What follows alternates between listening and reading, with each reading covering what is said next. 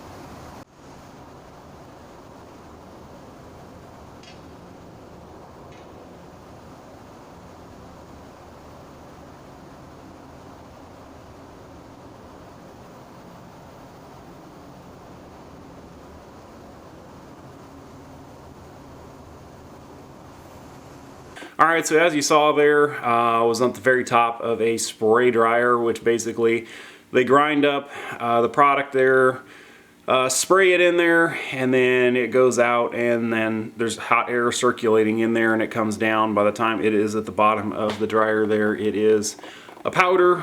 Not going to say what it was, but anyway, yeah, it is a very fine powder.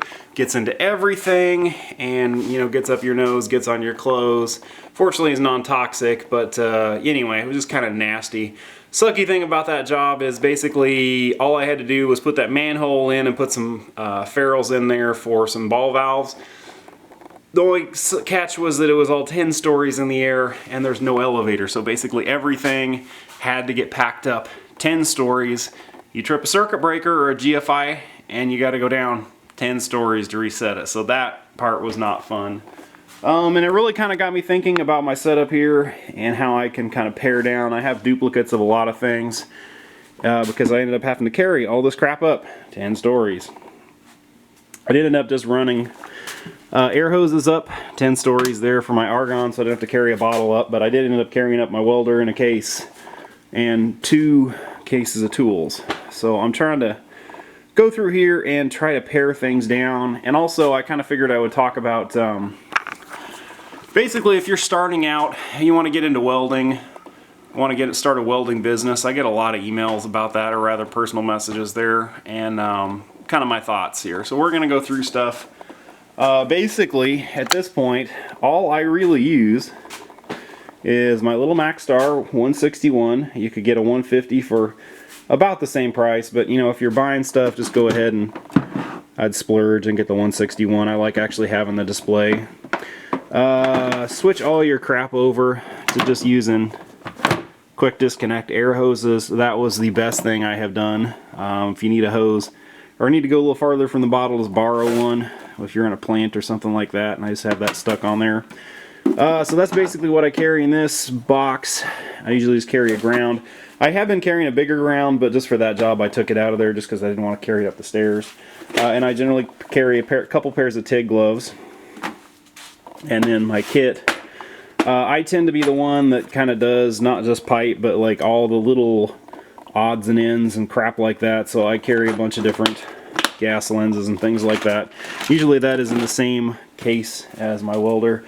A bunch of batteries, and then a long sleeve t-shirt, because basically if you're TIGging, all you really need to do is keep this UV light off your arms. So I don't ever mess with you know, long heavy leathers anymore. TIG torch out of that case right there.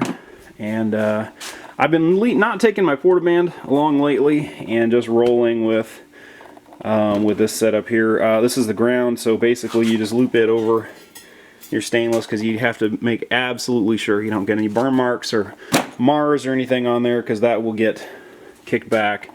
These Scotch-Brite buffing wheels go over your weld afterwards, and then I've been using these Makita stainless zip disc 6-inch ones. They actually work pretty well and last, and they're really cheap off Amazon. So I like those. I had been getting these flex steel discs. I don't really like them. I don't think I'm going to buy any more of them.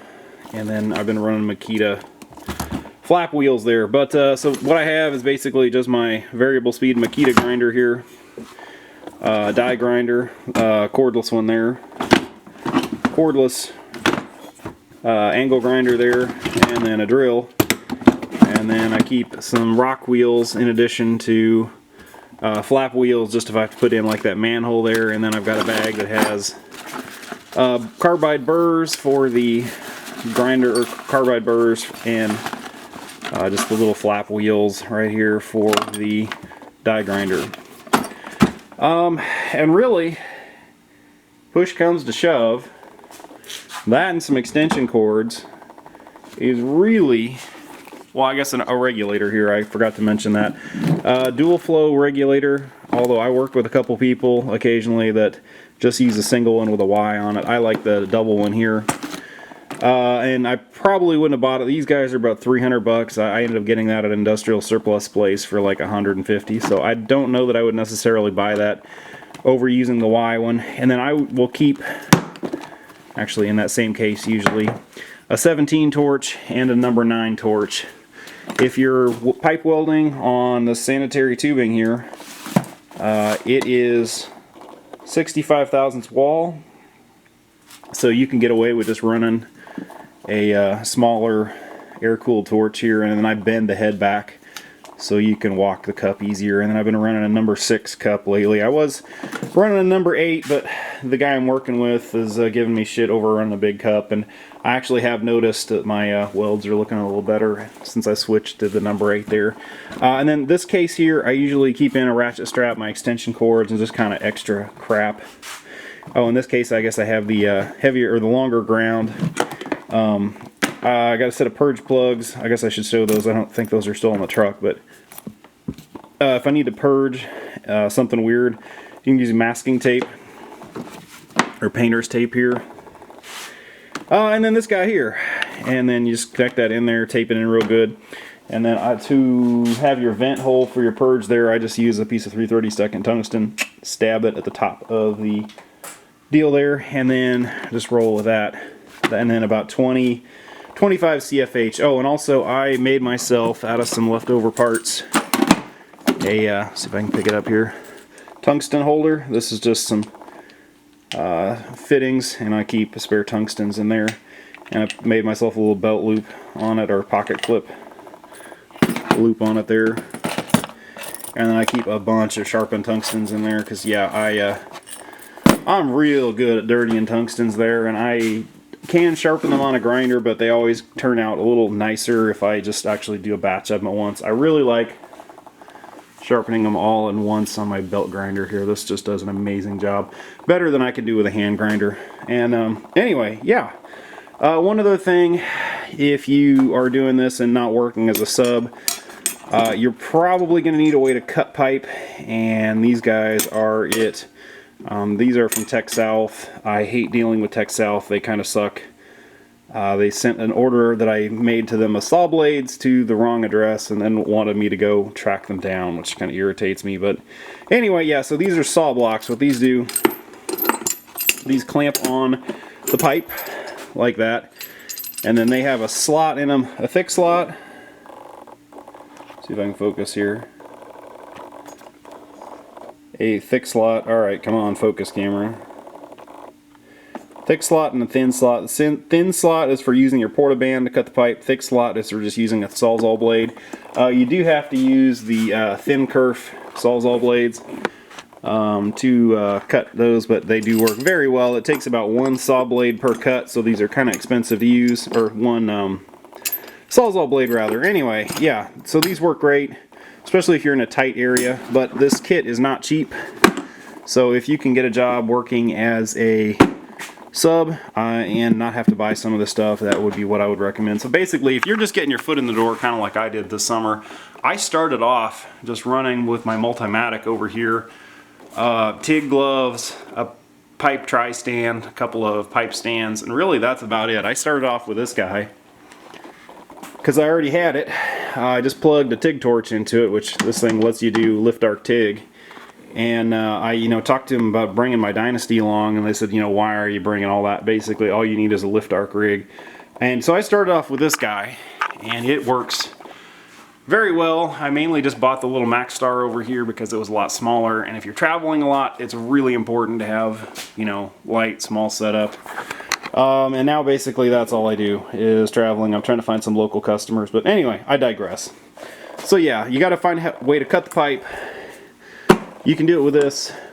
If you are doing a lot of it, the GF saw here is the way to go. This is a George Fisher saw. Basically, you put your pipe in there and you turn it like this.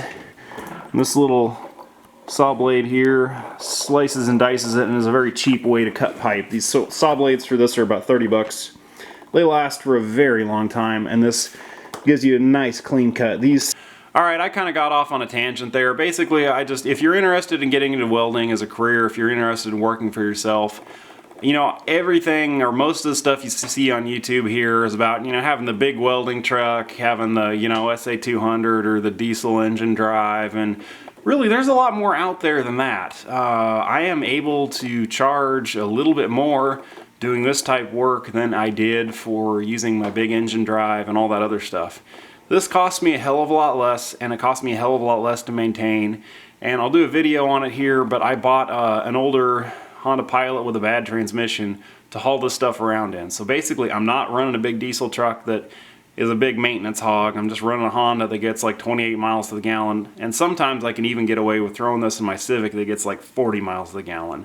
So basically, I'm able to charge a little bit more for this type of work, and I have less in it. So it's something to think about if you guys are out there and you're thinking about getting into welding or like to get into welding as a career. There's a lot more to it than pipelining. I mean, you can make as much money or more money doing this than you can pipelining. It's not that hard to make six figures doing this. So anyway, I'm Darlington Farm. I've rambled on enough here. Yeah, stay tuned to the channel here. I'll do some actual how-to videos on this sanitary tubing here shortly when I actually get a little bit of time. Anyway, I'm Darlington Farm.